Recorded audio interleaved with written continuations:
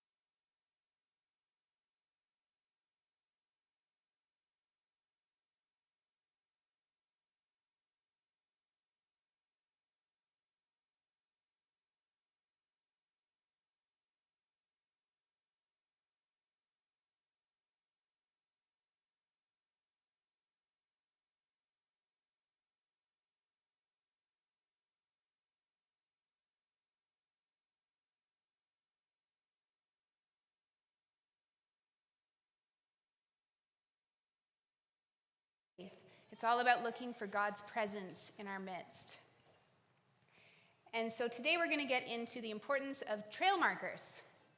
Okay, so I was looking at this trail safety website that offers tips and guides for serious hikers like me. I'm actually a fair weather hiker, so you'll just have to get into the analogy. I thought this part was interesting. It says how to read trail signs. Trails just don't spontaneously appear. They are planned, they're built and blazed so people can travel safely from trailhead to summit and beyond. The purpose of a trail marker, or blaze, is to help hikers follow a given path. It is used to indicate things such as the beginning and the end of a trail, a change of direction, or an intersection. So if you're a serious hiker, you know the importance of trail markers. How a trail is marked, that can make or break a trip. Okay, so trail markers are important. So we're looking today at how for the psalm writer and for us, marking the trail well means marking it with thankfulness, marking it with gratitude. So in 2011, I had a bit of a revelation about myself. It all happened around Christmas time when gifts were being exchanged, and I realized that I don't know how to receive gifts. I don't, especially when they're nice, I don't know how to receive gifts. And so this all happened when, some people pooled together to get me a nice gift, and some people, okay, Nick, and so he's like, Nick and some people decided to pool together to get me a nice gift, and my reaction was not what was expected. And you may think this is because I'm a bit of a complex thinker, and complex thinking, it can be really great if the situation is complex, because you can look at all the pieces, figure it all out, it's great, but if it's a simple situation, it can get a little weird. It can get kind of frustrating for people. So there I am, Nick and some people have decided not to give it to me in front of everyone on Christmas Day, because they thought, let's before Christmas, let's just meet with 3 of us, and we'll do this in a non-threatening environment, just a relaxed, living room deal. And so there I am. By the way, all of that should tell you something. All of those things that they're being careful about, they knew this could get weird, okay? So I'm there, and I'm opening the gift. And I'm pulling back the paper. I'm a little puzzled by the shape. I see an Apple logo. I see a picture of an iPad. And my defenses go up. I'm like, okay, what is this? Is this a prank? This would totally be a prank. If this was my family, this would be a prank. So I'm thinking this through. This can't be an iPad. Maybe they've recycled the box. But then it's sealed, so that doesn't make sense. But how could this fit into our budget? I don't get it. How could this fit into our budget? And I'm thinking all of these things. Meanwhile, they're looking at me going, what is going on? And is she angry? Like, her face is confused. She's not saying anything. Is this going okay? So it turns out it was just an iPad. And some people and Nick were just being generous. It was not just an iPad. Okay, it was probably the best gift of my life. So anyways, in this, I realized in that moment that gratitude, for sometimes complicated reasons, can be difficult for me. Gratitude can be hard even when I experience or receive something good. We live in a culture that also seems to struggle with this, maybe not for the same weird reasons, but culture doesn't tend to be very good at gratitude. Even when we experience or receive something good, we often demand more or better. And we call that entitlement. My son Ezra, he's 7, and he was going through this gloomy patch a little while ago.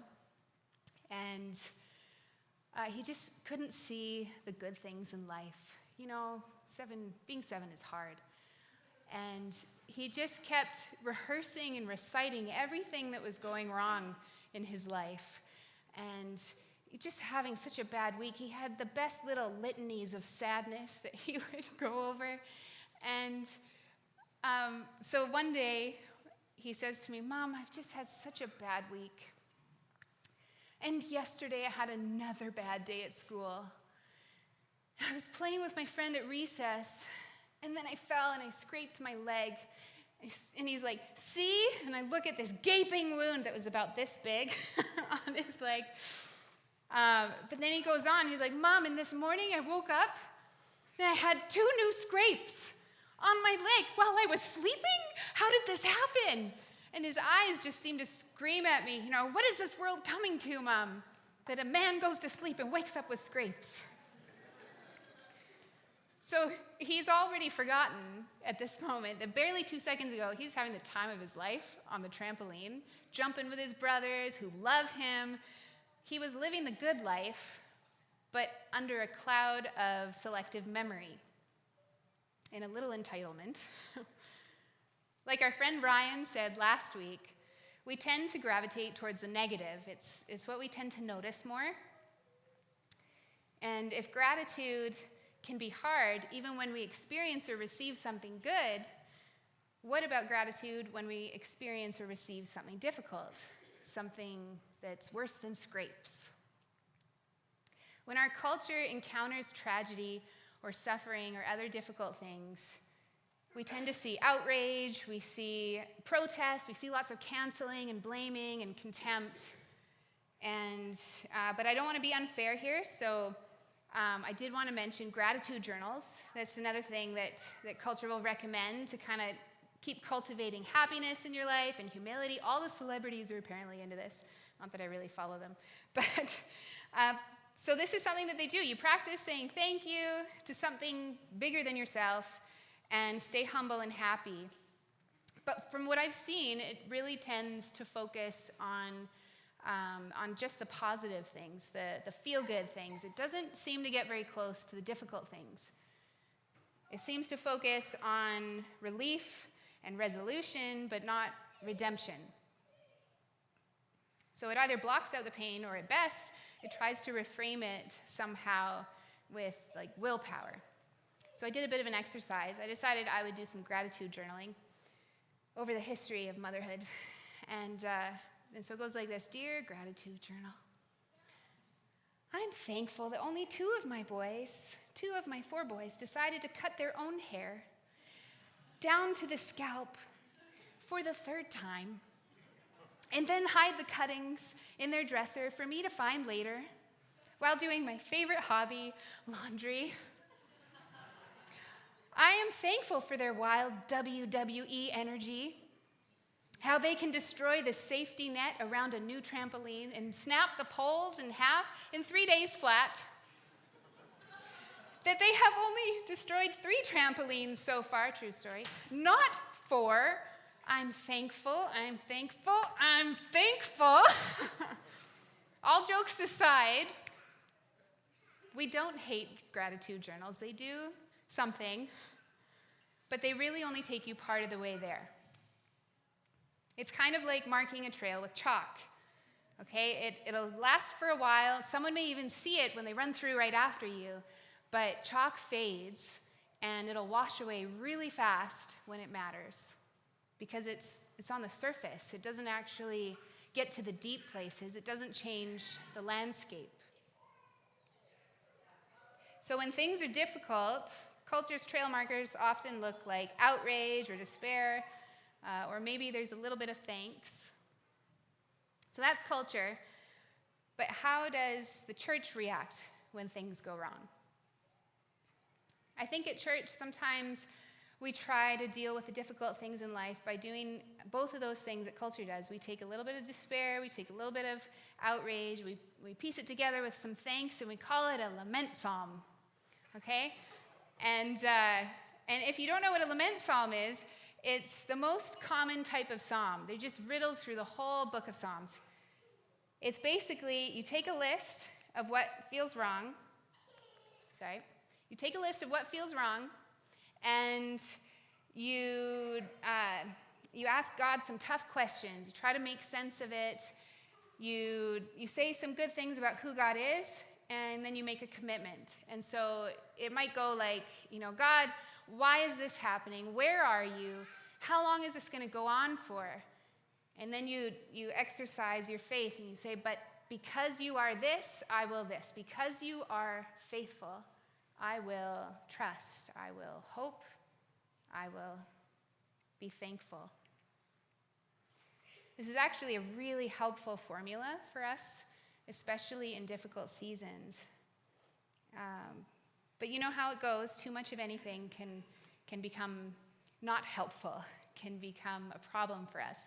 So to illustrate this, about 10 years ago, a number of churches on the Lower Mainland, I still talk like an islander, on the coast, a number of churches were kind of rediscovering lament. And so we started bringing it into our worship songs and bringing it into our spoken liturgy and our preaching and throughout the service. And basically something sad would happen or frustrating would happen in the world.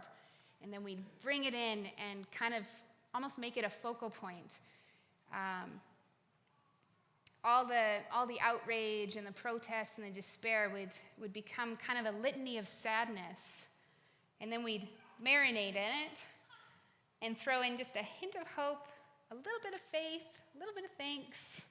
But really the focus was on what's wrong. And it was kind of like a lament psalm. And something interesting happened when we were doing this. It felt like everything was always sad. You probably aren't surprised. But, it's a losing battle because really everything, there's always sadness in the world. There's always suffering. There's always something that goes wrong because we live in a broken world. Because lament isn't supposed to be our default. And in fact, I want to drive that point home, so I made a rhyme, okay? Lament isn't meant to be our bent. That's pretty good, right? It's not supposed to be our standard. It's not supposed to be the trail marker of our life. Because the purpose of lament isn't just venting outrage forever. The purpose of lament, along with the whole book of Psalms, is to reframe our felt experience in the context of faith. To reframe our feelings and our circumstances by singing and praying our way into deeper belief, by singing and praying our way into deeper faith. Worship like this reorients us.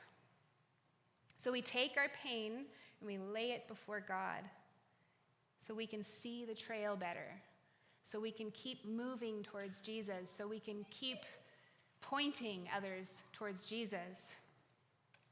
We don't want to stop and marinate for too long because, you guys, we're on a hike. We got to keep going. We are looking for Jesus in our midst. And he's not hiding, by the way. All of this is to say that for followers of Jesus, lament is when you can't feel Jesus in difficulty. But joy is when you can feel Jesus despite difficulty. And if you're a follower of Jesus, you are called to joy. You are called to seek him out as we're doing in this series. Now, I know when I'm going through something difficult, the last thing I want to hear is joy. So stick with me. It gets better. Last week, Ryan was talking about cultivating joy in community, about how we kind of take turns spurring each other on and encouraging each other. And thankfulness is another way that we cultivate joy. And we're going to look at it from two angles. Thankfulness that looks back at something, and thankfulness that looks up from the middle of something. Okay, so for the first one, Psalm 124 starts by looking back. Okay, it says, if it had not been for the Lord who was on our side, let Israel now say, if it had not been for the Lord who was on our side, when the people rose up against us, then they would have swallowed us up alive when their anger was kindled against us. So this is a psalm of thanksgiving. And the writer looks back on a battle that God delivered them from, and he marks it with thankfulness. He reframes the battle. He says, let Israel now say, thank you, Lord. Thank you for what you've done.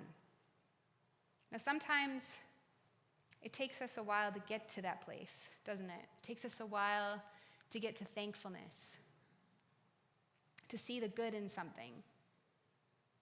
A while ago, I told you guys about, while I was preaching, I told you guys about when I was a young adult and still living with mom and dad, and we decided it would be a good idea to move into tents for 4 months, from August to November, because Dad wanted to build a new house on the acreage, and because we're cheap. So we moved all our stuff into some storage trailer things and lived in some tents, and after a few months of feeling like everything was damp and cold, and we were sick of cold swim baths, and there were some bear scares, and the novelty wore off, it took us a while to feel thankful for coming through that. It took us a while before someone would say, hey, do you want to go camping? And we were like, we had to get past that because it was a very interesting experience. If I can overcomplicate the iPads in life, the good things in life, then I can, imagine what I can do with something difficult, with the tents, with the conflict in life, with cancer, with the difficult things. It can be a while before we become thankful. And looking back with thankfulness isn't about removing all of the pain, though, or about seeing things positively, hoping that a little chalk marker will somehow inspire or guide someone if they go past us real quick. No, the reason that we look back is to see the moments of grace, is to see the moments that we had help, the way that our character grew to become more like Jesus. We look back so we can see Jesus. And then we can make little trail markers along the way that say, Jesus was here, Jesus was here, Jesus was here.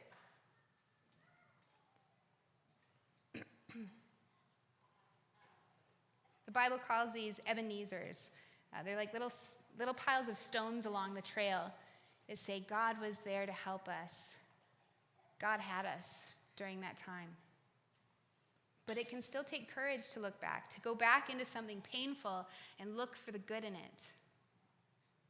To stare down the zigzags and the falls on the trail of your life and look for where God was in the middle of it. And I think we sang such beautiful words about this too. There was another in the fire. That's the whole message of that song is looking for Jesus in the middle of it. Psalm 124 says, "The flood would have swept us away. The torrent would have gone over us. Then over us would have gone the raging waters." It's saying we were in over our heads, but our help is in the name of the Lord. We were drowning in the experience, but our hope is in Jesus. Our hope is in the name of the Lord. I want to be gentle here because I know that in this room, there's all kinds of pain.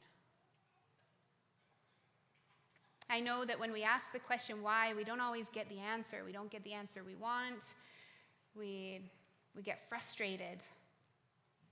But what would happen if, instead of focusing on why or what it is that happened, we focus on what God can do with it, what God can make of it? Thankfulness focuses on redemption more than relief or resolution. Maybe you're thinking, oh, but Jenny, if you only knew what I'd been through, if you only knew the floodwaters that I've had to walk through and how I feel like I've been washed off the trail. And you're right, you have a point. I don't know what you've been through. I haven't been in those waters. But I do know this. I know that if Jesus can bring life and hope and freedom out of even a gruesome death on a cross, then he can redeem even the darkest, most washed out places of your life. So the hiker looks back to mark the trail well after coming through something. But the hiker also looks up to mark the trail well now. We know already that in Psalm 124, it's about deliverance from a battle. So we're going to step into a battle story, okay? In the Old Testament, Israel came through a lot of battles, and eventually out of those battles, we had Psalms of thanksgiving like this. But how did they navigate it in the moment? We read, let Israel now say, but what did Israel then do? How did they navigate it then? Not all of them did it well, to say the least. But I want to highlight one story with King Hezekiah, who was one of the better kings in the history of Israel. And so he's in Jerusalem. He's surrounded by the Assyrian army. The countryside all around them has become overtaken by the armies.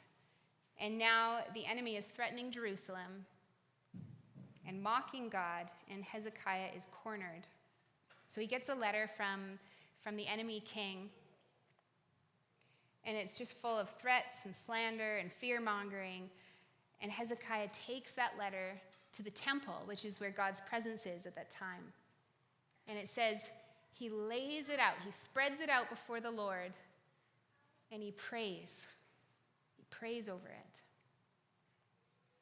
He takes the enemy threats, all the things that are going wrong, and he lays them out in front of the Lord, and he wrestles in prayer over them. Even before the day that he stood in deliverance, he could thank God with hindsight. Even before he stood on the day of deliverance and could thank God in the middle of looking back, when something's resolved and he's not feeling the pressure anymore. Before that, he still prayed right then and there in the middle of it, in the mess of it, to reframe the battle that they were in, to see God in their midst. I don't want to romanticize this moment. Sometimes we put people on a pedestal. Oh, he must have just had the best faith. That's not me. But this Hezekiah, he's still a human. He's still has the ordinary faith experience. And sure, he may not give up on the struggle. He may not give in to the fear or to the enemy, but he's probably hearing the chanting of the armies, okay? He's probably exhausted. He's in the middle of siege warfare that's already taken over the cities around him. And so when he wrestles in prayer in the face of this opposition, he's trying to muster his faith and trust in God. You guys know what that's like. He's trying to muster that and keep that fire going. My point is that you can say the right words and do the right things, and like Hezekiah, still struggle with what's in front of you, fighting some circumstance or some lie or doubt that says, God isn't on this trail with you, or you don't belong on this trail, or that you are never going to find or feel God's presence again on this trail. Those are all lies. The struggle can be a hidden struggle. It can be in here and here. And this is why it's so important to pray. Usually we find it a little easier to thank after the fact, after we've come through the challenge, after the waters go down, after the enemies retreat, after the resolution. But during can be hard. Yet we are still called to thankfulness. In those difficult situations, when you're sick or when your loved one is in the hospital or everything around you feels like a fight, we can't do it without prayer. We can't positive think our way into a new perspective. You've already heard my gratitude journal, so I'm a hopeless case on my own. Without Jesus, it doesn't get me anywhere. I need more than willpower. The biggest breakthroughs that I've experienced in my life are a direct result from taking what's difficult in my life and baptizing it in prayer over and over again, saying, God, you take control over this. You help me with this. You help me to see the truth in this, putting it under the power of Jesus so that he can bring new life out of something that looks like death. Because this is what Jesus is so good at, isn't it? Taking something that looks like death and bringing new life out of it. This is why he goes to the cross and gives himself for us, so that he can become the trail marker for the world, a sign that says, God loves you. If we want the trail of our life to be marked by more than chalk, we need to encounter Jesus. We may start with lament, and that's okay. But eventually, the way of the cross, the way of Jesus, calls us to do the unthinkable, to stop blaming, stop despairing, stop holding on to the pain or trying to compress everything into a tidy little package that makes sense to us or feels fair. To stop doing all of that and instead pray these radical words. I can do all things through him who gives me strength. You may have heard this verse before. I know I've heard it tons of times, and usually in a context that's maybe not in the text itself. I just want to point something out about that. So this verse is not about self-actualization. It's not about exploits and worldly success, and I can do anything I want and become anything I want. All of that boils down to entitlement. Brings us right back to the beginning. When the Apostle Paul writes these words, he's actually in prison. He's been enduring all kinds of persecution, beatings, social rejection, and now he's chained up behind prison bars, surrounded by the enemy. Psalm 124 is thanking God for rescuing the writer from what feels like a bird cage. It says, we have escaped like a bird from the snare of the fowlers. When Paul writes, I can do all things, he's still in the cage. And there's something interesting about bird snares. The whole point is to catch one so that it lures others into it. You catch one, you bring them down, and you try to bring a bunch of them down together. And I think that's a great picture for what can happen when we aren't marking our trail well, when we aren't staying focused on Jesus. And this is why what Paul does is so revolutionary. Because when he looks out, everything he may see, he's looking through the bars. That's what's marking his vision. But when he sets his mind on things above, he fixes his eyes on the one who endured the cross, the reason that he's there to begin with, the reason he's on the trail to begin with. He looks and he sees Jesus. Like the words we sang, he fixes his eyes on Jesus. And that's when he writes, I have learned to be content, whatever the circumstances. I know what it is to be in need. I know what it is to have plenty. I have learned the secret of being content in any and every situation, whether well-fed or hungry, whether living in plenty or in want. I can do all this through him who gives me strength. Like Paul, we are called to keep our eyes alert to the presence of Jesus in our midst right here and right now, and whatever we're facing, whatever we're going through. As Jesus became a trail marker for us, we are to become trail markers for others who are lost and looking for a way to go. That's the mission of the church, isn't it? So I want you to close your eyes.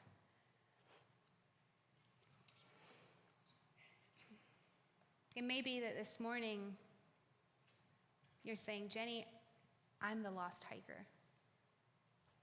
I got no idea where I am on the trail. I don't know what Jesus' presence feels like.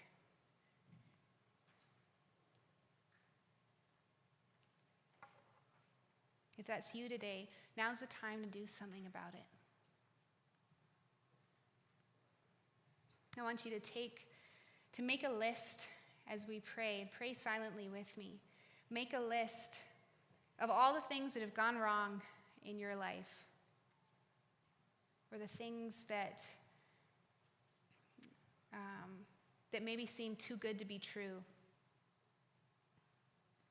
Like in my iPad story, just reasons why. How does this make sense? God, are you really this good? Are you really this generous? Can you really do this? Bring life out of something so unexpected? I want you to take your list and lay it out before Jesus right now. And pray, Jesus, here are the reasons that I know I need you. Here's all the things that have gone wrong in my life, all the things that I've done wrong, the ways that I've missed the mark, fallen short. Jesus, I confess that I need you.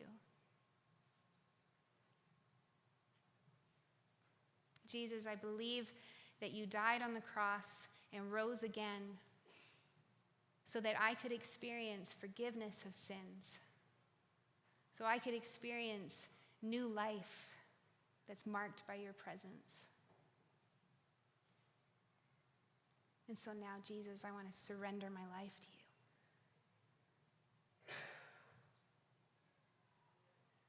you. In your name, amen.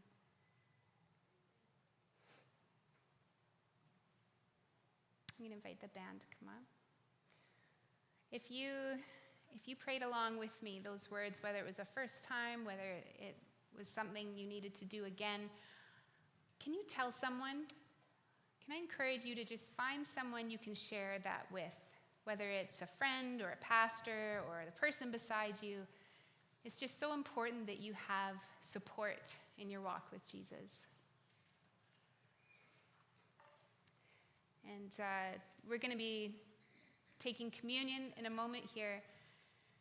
And, it's so interesting. The word for communion is Eucharist, which actually means thanksgiving, which is so relevant for us today. Because we want to come to the table celebrating what Jesus has done for us. We want to come with joy and thankfulness. That in him we find forgiveness and freedom from sin. We find new life. We find joy in his presence. And so if you are a follower of Jesus, I just want to invite you to come forward at any time during this song and help yourself. And if you would like an usher to bring you something as you stay seated, just raise your hand. Someone will be walking around for you. And then we'll have our prayer team up here at the end. And can I just encourage you to come forward for prayer? They want to pray for you. They are ready to pray for you. And when you are prayed for, you will be blessed. That's a promise. That's something we're really excited about here. So we'll pass it over to you guys.